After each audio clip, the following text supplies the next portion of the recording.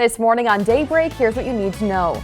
Rochester's downtown icy oasis is making its return. This weekend, Social Ice is bringing the fun to the wintry outdoors. Plus, a local food bank is getting ready for an increased need. We take a look at how Channel 1 is gearing up to serve more community members in the coming months. And we are about 14 to 16 hours into our winter storm with another 30 on the way. I'll time it up for you. KIMT News 3, coverage you can count on. This is KIMT News 3's Daybreak, live from our Rochester studio.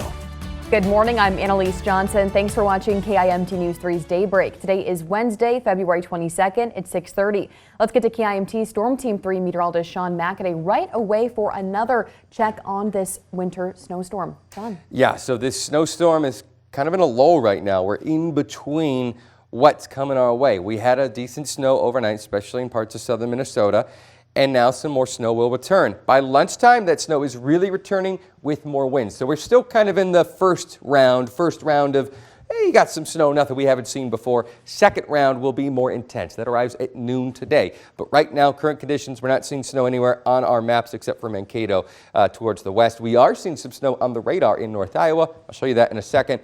Check of road conditions, because this is still an opportunity for some folks. If you need something, you got a small window, next couple of hours, to get outside safely, cautiously, but get outside, shovel, or maybe get what you need. Road conditions right now in southern Minnesota have been actually improving this morning, but side roads still aren't great.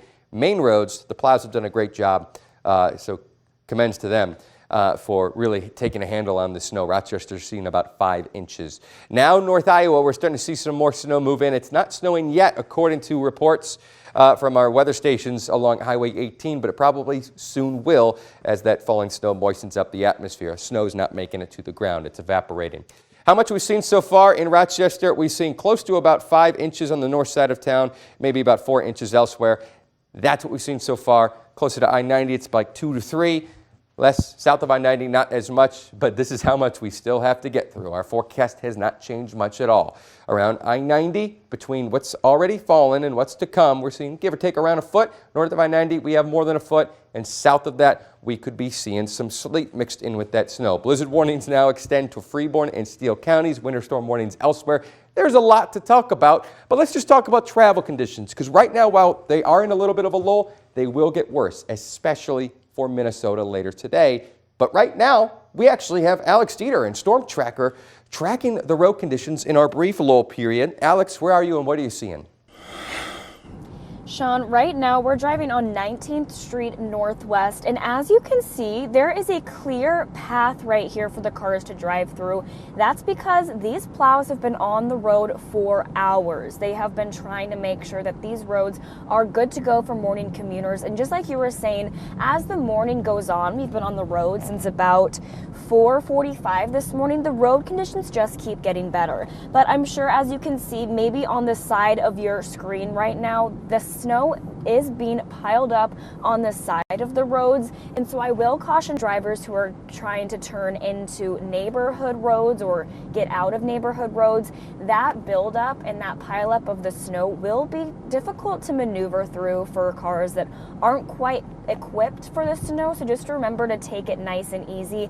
And like I said, plows have been out for hours this morning, and we were along 52 up and down the road, and we saw many MnDOT plows. And Annalise, I know right now you are catching up with the MnDOT expert for District 6, aren't you? Yeah, Alex will be talking to Mike in about the next half hour. So thank you for that update. Get back to the station safely. We're looking ahead to this weekend and how this weather could impact Social Ice in Rochester on Friday and Saturday. According to the Rochester Downtown Alliance, ice carvers will start working on their sculptures this morning, starting at 10 at Peace Plaza. If you haven't been to Social Ice before, you can expect several bars carved out of ice, a bunch of activities including giant Jenga and curling, and along with live music. The theme this year is decades ranging from the 1920s to the 90s. If you're worried about being too cold, the RDA's got you covered. We also have a couple of heated areas like the igloo warming house. If you've seen pictures of that, it's this giant inflatable igloo that people can hop into if they're a little bit chilly, or we also have My Sauna Life is bringing us a mobile sauna unit that you can just take a tour in and warm up for a little bit that way. Social ice gets underway at Peace Plaza this Friday starting at 4 p.m. until 10 p.m. and the same hours for Saturday. Rochester Public Schools has been awarded almost $2 million in federal money. The money will help support the school-based Mental Health Scholars Program. It's a collaborative effort with Winona State University aimed at addressing student mental health needs and the lack of qualified providers. The money will be distributed over a 5-year period through 2027 for recruitment and retention efforts. Local food banks are getting ready for an influx of customers when extra benefits for the Supplemental Nutrition Assistance Program, or SNAP, stop at the end of the month. Since a majority of households will get their final eSNAP payment in March, Channel 1 Regional Food Bank expects an increase in shoppers around April. It says they could use more volunteers to keep their food shelves stocked, as well as monetary donations so they can keep purchasing fresh food like meat, produce, milk, and eggs. The executive director of Channel 1 Regional Food Bank says it can be tough for a lot of people to afford groceries. For families that are, making just enough to make ends meet, losing $95 a month, I mean, if you can think about milk is what, $4 a gallon-ish, eggs between $3 and $5. All of those things add up, and those are hard choices that people are going to have to make. The benefits will go back to the standard amount in April. If you want to assist Channel 1 Regional Food Bank, there will be a link to do so on our website, KIMT.com.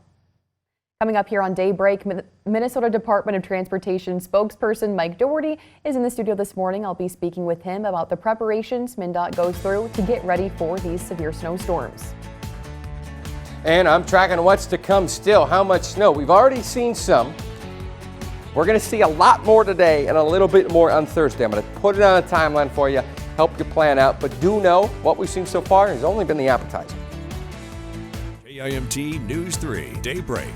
Your local news with KIMT News 3's Annalise Johnson.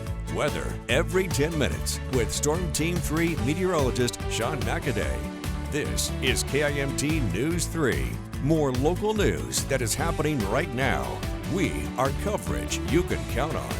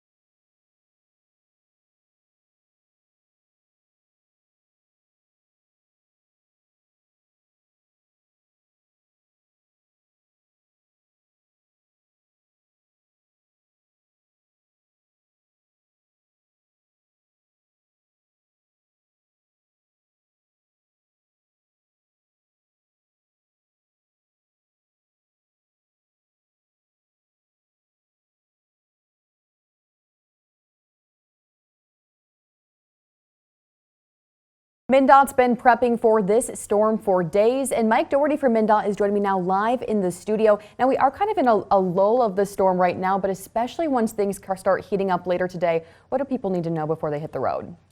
Be ready. You know, your visibility is going to be down. Those roads are going to start to get slippery again.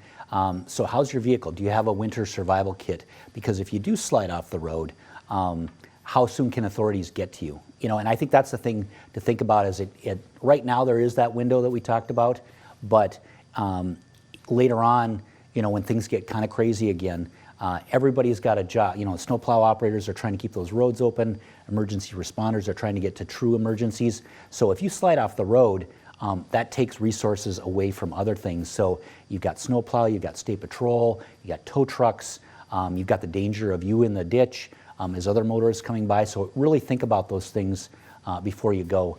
And if you are out there, think about the following distance of a vehicle. So we always say 10 vehicle lengths behind a snowplow. That's minimum. But also think about that with other vehicles as well, because if they start to spin out, you want to have a gap so that you can react, pull off, you know, get off your accelerator, don't brake, just kind of see what happens. So those things, keep your headlights on day or night. That gives you better visibility. Some of those simple things like that. And the 511 app, that's a great resource. I actually checked that when I woke up this morning. It is. It's great. You can have it on your phone. You can pull it up on your computer. It's got road conditions, snowplow cams. That's kind of cool because you can see what the snowplow operator is seeing right then and there. Traffic cams, we have a number of them up 52, 35, Highway 14. So you can get that visual. So you might say, oh, it's partially covered. What does that mean? Well, I can look online. So similar to your news reports, you know, if people can see it, they feel better. Mm-hmm.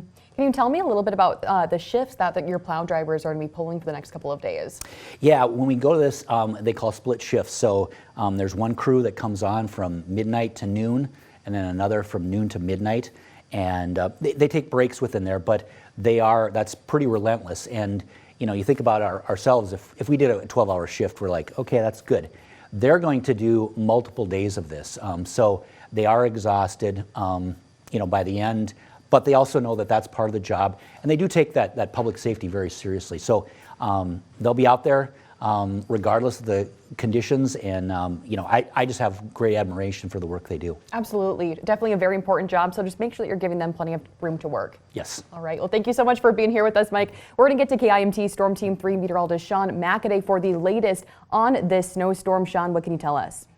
Well, Annalise and Mike, I'm going to use your traffic maps right here behind me, the road conditions, because we're looking at southeast Minnesota. Look at all your plows that are out right now. They're everywhere. Doing a good job. We've been hearing from Alex Dieter in Storm Tracker 3. Road conditions have been improving this morning. That is in Rochester, though. Elsewhere, we're seeing similar stuff. I do want to say, if you're driving north towards the Twin Cities, though, it's not going to be quite the same story because we're still seeing some more snowfall north of Rochester, places like Goodhue County, places north of Owatonna. You want to be aware there. Now, North Iowa is looking good, but we have more snow, it looks like, on the radar, which is soon to fall. We're starting to see some of that. You know what? Some of these are probably strong enough readings from the radar that we are seeing some of it make it to the ground, I would suspect, in parts of North Iowa. And now as we enter phase 2 of this storm, it's not just snow. It's also sleet in North Iowa and wind everywhere. It's already gusting 31 miles per hour in Charles City. It will get stronger at times towards the afternoon, and that's what's really going to cause the problems, along with heavy snow. So again, you're looking at the radar, Mason City right now. We're seeing some decent snow along 14. Not all making it to the ground. It probably is just beginning to. And if you're driving north from Rochester, anywhere on 52, north of the cities, north of 14, we're seeing some snow there as well. How much snow have we seen so far? Snow reports are mostly confined at the moment, to southeast Minnesota. We just got a 4.5 in from Byron from a coworker. That one's 4 inches. That was actually late last night. We got another one. I actually took a 5-inch report somewhere in the north side of Rochester. Let's see if I can find that. It's somewhere around there. We generally, in southeast Minnesota, saw several inches. Rochester closer to 5 inches. There's a lot more to get through because it was always going to be the appetizer. Round 1 was always the appetizer. Round 1 isn't even done yet. Round 2 is where things get sticky. The rest of round 1, we'll see some light snow through 6 a.m. to 12 a.m. Things change In the afternoon, round 2 begins. Widespread snow everywhere, at times heavy with the stronger winds, and it remains scattered into tomorrow morning. Now, you see the sleet right here? That could be an issue. Sleet could start to cut into some of these snowfall amounts, especially in North Iowa, maybe even just over the border. But putting it on a timeline for today, light snow, Mason City, Charles City, around this morning through the rest of the morning. Then slowly things start to get more moderate everywhere by lunchtime. Heavy this afternoon and still remaining pretty consistent, scattered consistent overnight and early tomorrow morning.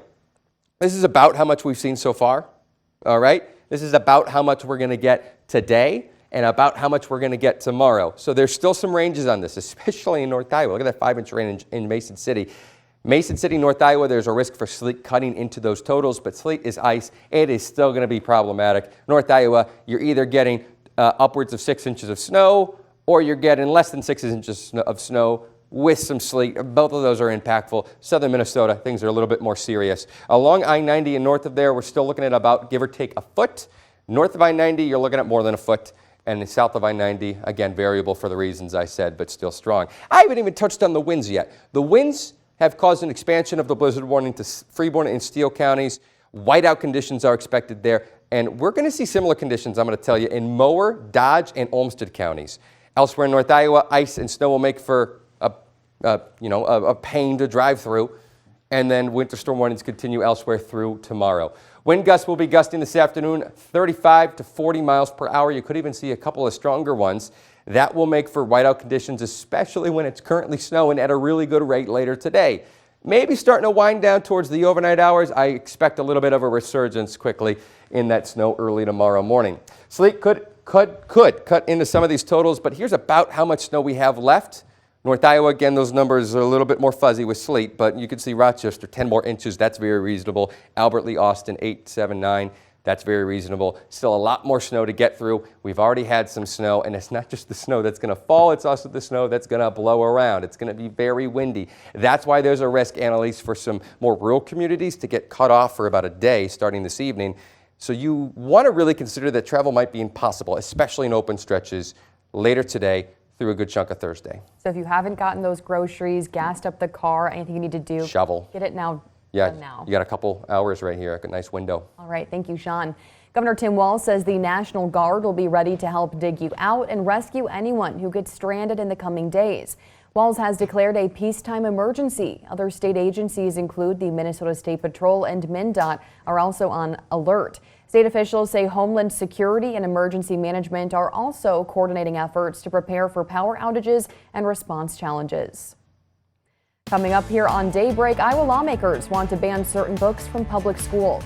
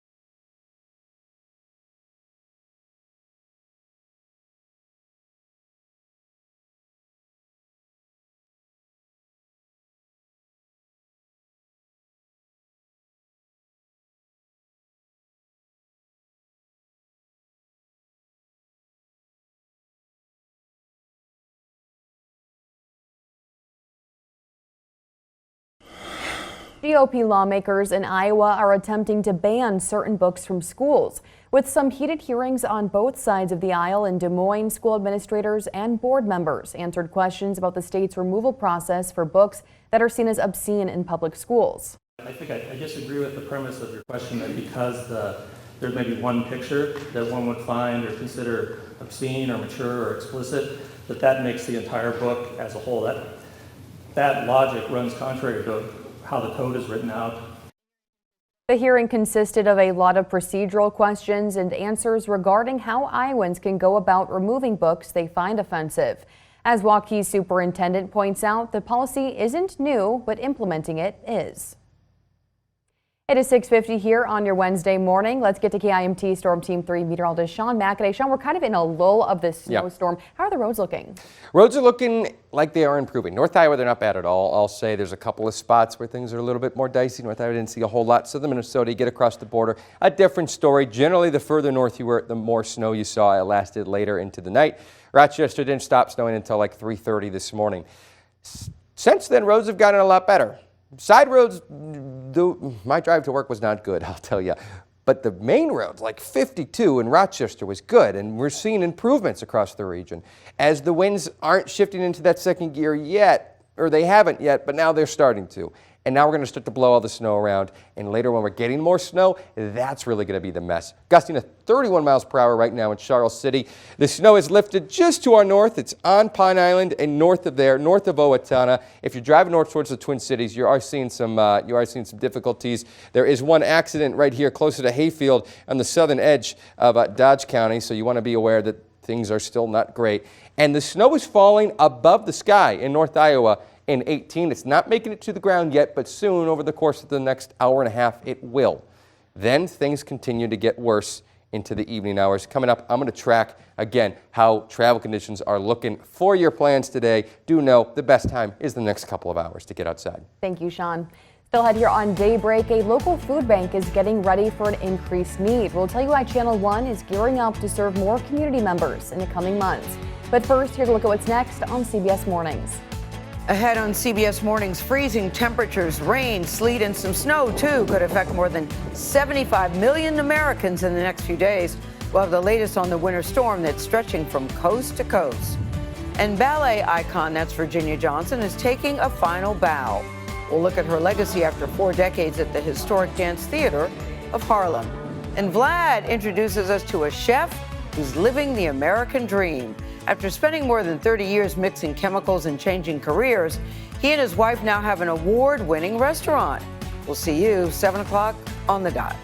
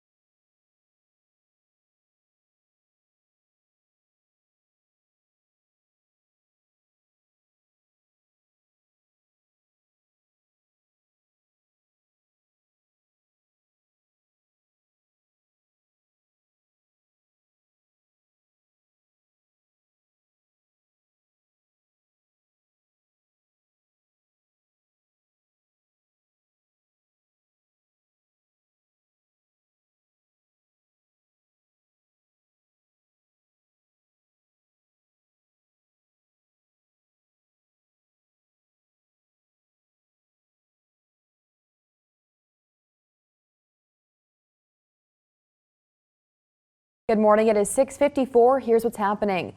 Local food banks are getting ready for an influx of customers when extra benefits for the Supplemental Nutrition Assistance Program, or SNAP, stop at the end of the month.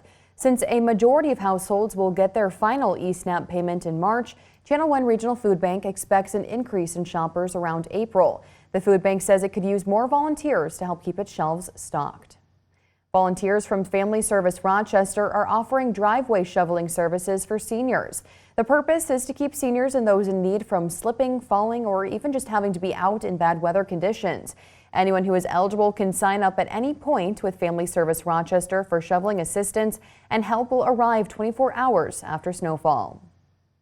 We're looking ahead to social ice happening in Rochester on Friday and Saturday. The Rochester Downtown Alliance says ice carvers will start working on their sculptures this morning, starting at 10 at Peace Plaza. If you haven't been to social ice before, you can expect several bars carved out of ice, a bunch of activities including giant Jenga and curling, along with live music. Minnesota State Patrol is prepared to respond to road emergencies. State troopers are anticipating they'll be putting in some overtime during the next few days. We can expect to see additional troopers on the roads to compensate for the high emergency call volumes. State Patrol says if you get stuck, expect it to take time for a trooper to get to you and to save yourself the hassle and stay home if you can. It is just about 7 o'clock, and Sean, while it is kind of a lull in the storm right now, you're definitely going to want to hunker down tonight. Yeah, because it's not just more heavy snow returning, it's also wind, maybe even some sleet in parts of North Iowa. Here's what we've seen about-ish so far across the region. That's what we've seen. Now what's to come? A lot more. North Iowa, some sleet could cut into that. Southern Minnesota, heavy snow is all but guaranteed.